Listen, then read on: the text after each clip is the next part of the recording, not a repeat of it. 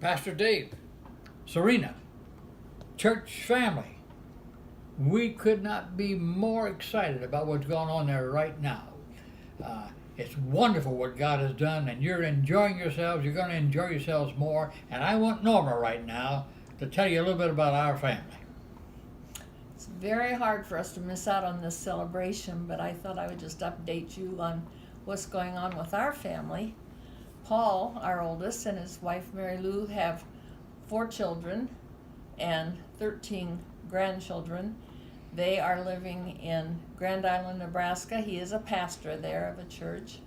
Mark and Bonnie are in the Northwest as district representatives. They live in Tillamook, Oregon. They have 3 children and 4 grandchildren and 1 on the way. Then there's Jim, and Jim is in Crawfordsville, Indiana. He and Pam are village missionaries there, and they have 2 children and a grand dog. And right now, I think that's about all the excitement in their life. Then we have Joy. Her husband is the chief operations officer of a church here in Overland Park. And they have 3 children, and 4 grandchildren. So I added 1 to their family. We are living in senior living here in Overland Park, Kansas, and are enjoying life here. We have a wonderful family. We have, let me see now, I have to count up again.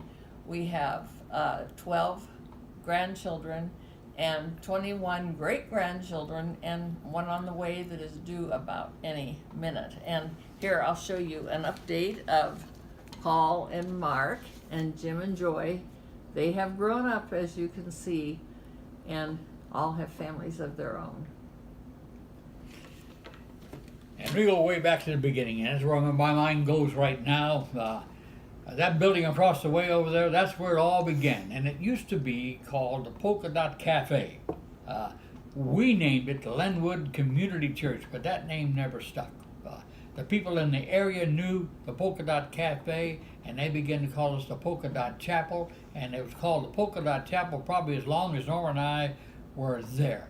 It was a restaurant on one side, it was a bar on the other side, so they had a middle wall that went right down the middle, stopped a few feet in front of the platform. So I would spend my Sundays, I'd preach half the time on one side of that wall, half the time on the other side, until we tore down the wall and we all got together, and that was really good. By the way, for some reason the men didn't believe a bar fit with the church, so they tore down the bar, and as they're tearing the bar apart, one of the guys said, "Hey, this is good wood, and we need a pulpit for the preacher, so let's make a pulpit out of this bar for the preacher." So I'm one of the few village missionaries that had a converted bar for a pulpit.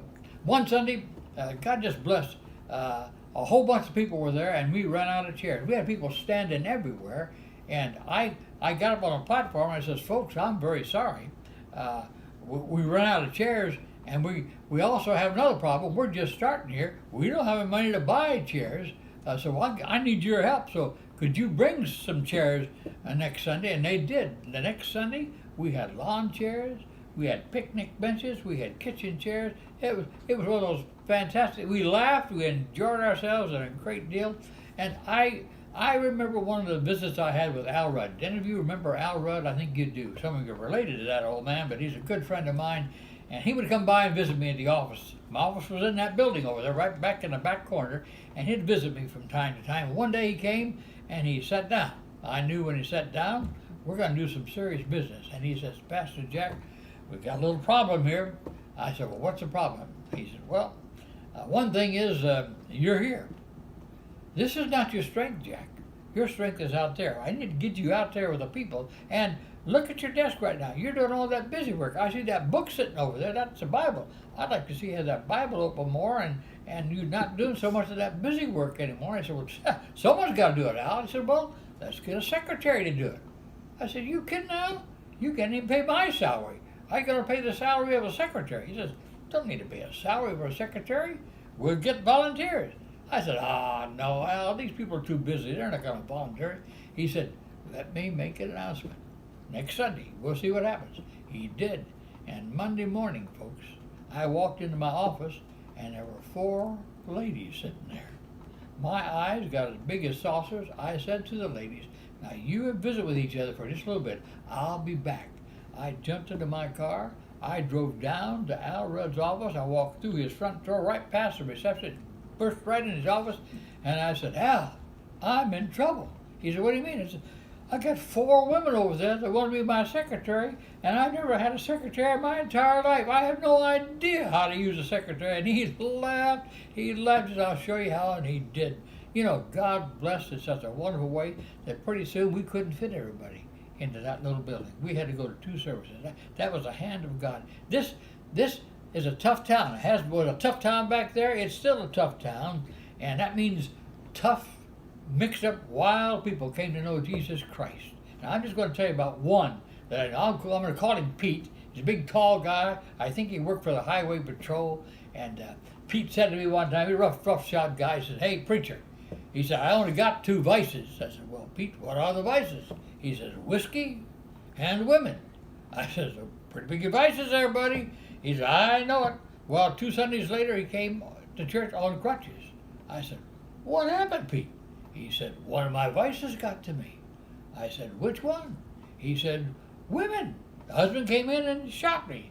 Now, I don't know that actually happened, but I know he said that to me, and those are the people we won to Jesus Christ and building their lives. And for 50 years now, for 50 years, you people have been a beacon for Jesus Christ in this rough area.